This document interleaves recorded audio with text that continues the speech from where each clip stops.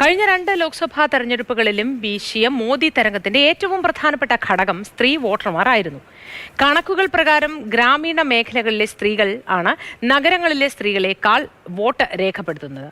ലോക്സഭാ തെരഞ്ഞെടുപ്പിൽ ഗ്രാമീണ മേഖലയിലെ സ്ത്രീ വോട്ടർമാരുടെ ആർക്കൊപ്പം ആണ് അവർ എന്നറിയാൻ മഹാരാഷ്ട്രയിലെ കോണ ഗ്രാമം സന്ദർശിച്ച മാതൃഭൂമി ന്യൂസ് സംഘം തയ്യാറാക്കിയ റിപ്പോർട്ട്.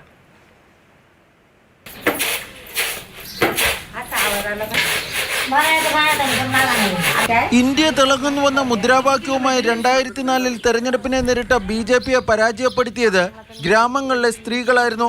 അതേസമയം 2014-ലും 2019-ലും മോദി തരംഗത്തിന്റെ അടിത്തറയും ഗ്രാമങ്ങളിലെ സ്ത്രീ വോട്ടർമാരായിരുന്നു.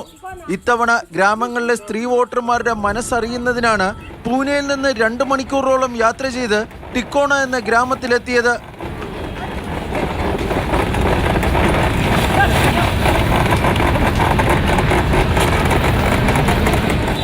അവികസിതമായ ഗ്രാമമെന്ന് തോന്നുമെങ്കിലും സ്ത്രീ ശാക്തീകരണത്തിന്റെ അഭിമാനകരമായ നേട്ടമാണ് ഈ ഗ്രാമത്തിന് പറയാനുള്ളത്. പരമ്പരാഗത രീതിയിൽ അരി കുത്തി വിൽക്കുന്ന സ്വയം സഹായ സംഘത്തിലാണ് ഞങ്ങൾ എത്തിയത്.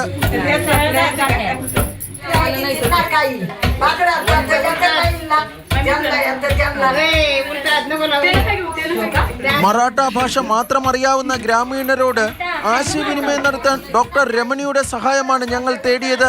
കൃത്യമായ രാഷ്ട്രീയ ബോധമുള്ളവരാണ് ഗ്രാമീണ മേഖലകളിലെ സ്ത്രീകളെന്ന് ആശയവിനിമയത്തിന്റെ ആദ്യ ഘട്ടത്തിൽ തന്നെ ബോധ്യമായി. ആരുടെയും സ്വാധീനത്തിന് വഴങ്ങി വോട്ട് ചെയ്യില്ല, പണമോ പാരിതോഷികങ്ങളോ വാങ്ങി വോട്ട് ചെയ്യില്ല എന്നും ഇവർ വ്യക്തമാക്കി. ഇഷ്ടം മോദിയോടാണോ രാഹുലിനോടാണോ എന്ന ചോദ്യത്തിന് നേരിട്ട് മറുപടി പറയാതെ ഒഴിഞ്ഞു മാറി.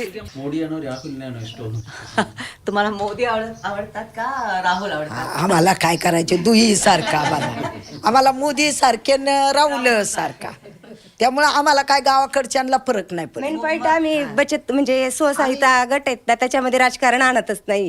പിന്നെ അവർ വോട്ട് ചെയ്യുന്നത് പൊളിറ്റിക്സ് ഈ ബിസിനസ്സിനകത്ത് അവർ കൊണ്ടുവരില്ല. കാരണം ഓരോരുത്തരും ഓരോരായിട്ട് പാർട്ടീസ് ഉണ്ട്.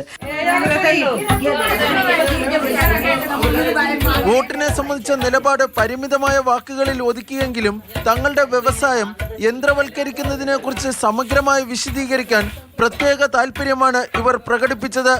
ഇന്ത്യയുടെ ഗ്രാമങ്ങളിൽ നടക്കുന്ന നിശബ്ദ വിപ്ലവമാണ് സ്ത്രീ ശാക്തീകരണം. കുട്ടിക്കാലത്ത് എൻ്റെ വീട്ടിൽ ഇങ്ങനെ നെല്ല് കുത്തിയായിരുന്നു ഉപയോഗിച്ചുകൊണ്ടിരുന്നത്. പക്ഷേ ഇപ്പം ഇതൊക്കെ ഞങ്ങൾക്കൊക്കെ വെറും ഒരു ഓർമ്മ മാത്രമാണ്. ഏതായാലും ഈ തെരഞ്ഞെടുപ്പ് കാലത്ത് ഇങ്ങനെ റിപ്പോർട്ടിങ്ങിനൊക്കെ വരുമ്പോഴാണ് ഇത്തരം ഒരു ഭാഗ്യമൊക്കെ വീണ്ടും ലഭിക്കുന്നത്. ഈ സമീപകാലത്ത് ഇന്ത്യയുടെ തെരഞ്ഞെടുപ്പുകളിലൊക്കെ ഗ്രാമീണ മേഖലയിലെ സ്ത്രീകളുടെ വോട്ടുകളായിരുന്നു ഏറ്റവും നിർണായകമായി അവസാനം മാറിയിരുന്നത്. അതുകൊണ്ട് തന്നെ ഈ ശബ്ദത്തിനൊക്കെ വലിയ പ്രാധാന്യമാണ് ഉള്ളത്. പൂനെക്ക് സമീപത്തെ ടിക്കോണയിൽ നിന്നും സ്റ്റീഫൻ മാത്യുവിനൊപ്പം B ബാലഗോപാൽ, മാതൃഭൂമി.